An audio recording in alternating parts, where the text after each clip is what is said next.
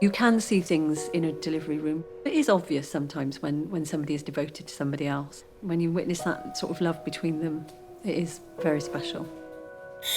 All right, sweetheart, try not to panic. You're on the last bit now, my lovely. Being pregnant really helped me sort of kick the eating disorder a bit, because the eating disorder was always only ever about hurting myself and never about hurting anyone else. And the idea that I had this little person inside of me and it could damage it somehow was just awful to think. Nice big deep breaths. Go relax. Try and relax. I know it's hard. I don't know what I'd be doing if I didn't have Dylan and the kids. I'd probably be ill. Probably very ill, if here at all, I think. Hello. Hello. And you're on a monitor already. Fabulous. What's your name? Laura. I'm Bridget, so I'm the midwife that spoke to you earlier on. It said come in. That's looking good. Before I became a midwife, I was working in pubs and schools. And I also worked in a telephone exchange. All of it is communicating with people. I am a people watcher, and with the people that I look after, and when they come through the doors and when I know nothing about them at all, it's always at the back of my head. I wonder what your story is. Right. So this is your third baby? Yeah. And you're normally well and happy and healthy and doing all that kind of stuff? Kind of. Kind of? Really. Got anorexia and bulimia, so sort of. Oh, that's... But it's not too bad. I've been. You manage it? Yeah. Okay. And who do you have contact with to help you manage that? I've got a dietitian. Yeah. And doctor. Yeah. I can't remember exactly when it first started, but probably around about the age of 12, 13. I was in secondary school at the time. A silly comment, someone said to me that if you carry on eating like that, you're going to get fat. And at the time, I panicked and thought, oh, perhaps, maybe I should cut out the chocolate bars and stuff. It was just a little bit of a diet, but it got worse and worse to where I was only eating maybe a biscuit a day or just an apple. I think I was probably just quite a sensitive person anyway, so I was prone to get it, I guess. You just stagger over here a little bit, tidy that bed up for you. Have you just had one? Yeah. Yeah? Don't have periods when you're underweight, and I was told when I was about 19 that it was probably unlikely that I would have children because the damage I would have done through the eating disorder that I have. So it was quite a surprise when our first came along. Your scans have all been normal, haven't they? Yeah, I had, they did growth scans because they thought she was a bit small because she was measuring, like the belly was measuring small. The third one, she was back up again.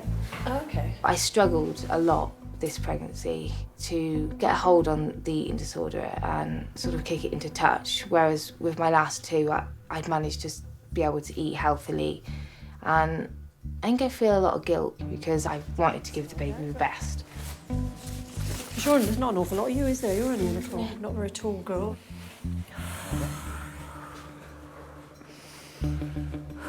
In the beginning, I didn't understand what anorexia was. I had no idea. It took me a long time to get into my head. But nowadays, because we talk a lot about it, I've been to some of her counselling sessions and I understand a lot more about the support that she needs. I'm touching your baby's head, but it is only 2 to 3 centimetres. Feeling good.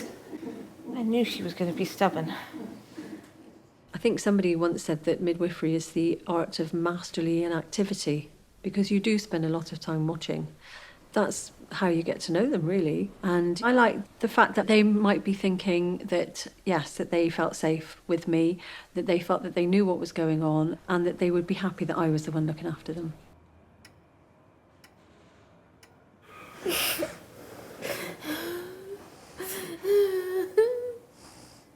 Long, deep wonder.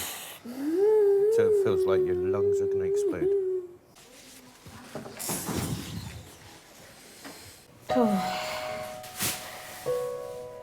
You can see things in a delivery room. It is obvious sometimes when somebody is devoted to somebody else. When you witness that sort of love between them, it is very special. All right, sweetheart, try not to panic. You're on the last bit now, my lovely. Being pregnant really helped me sort of kick the eating disorder a bit, because the eating disorder was always only ever about hurting myself and never about hurting anyone else. And the idea that I had this little person inside of me and it could damage it somehow was just awful to think. Nice big deep breaths. Go relax. Try and relax. I know it's hard. I don't know what I'd be doing if I didn't have Del and the kids. I'd probably be ill.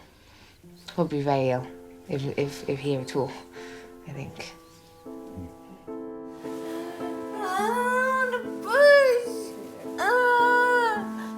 I can see something. I think the waters might have gone. There you go. Almost fully dilated. Brilliant. That's it. Just breathe and give us little pushes. That's it. That is amazing. Go on, sweetheart. You can give me a little push. That's it. Okay, it's not going to be there for much longer, that pain. It's because your baby's head is right there. Laura, are you listening? Laura, listen. Little baby.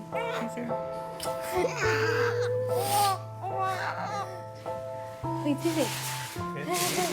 I did it. Of course you did it. We didn't doubt for a minute that you were going to do it. She got your eyes. Yeah. Ain't gorgeous. There's nothing that can compare to it. It just takes your breath away. My little princess. And she looks at you and it's like your heart melts. Be as beautiful as your mommy, ain't you?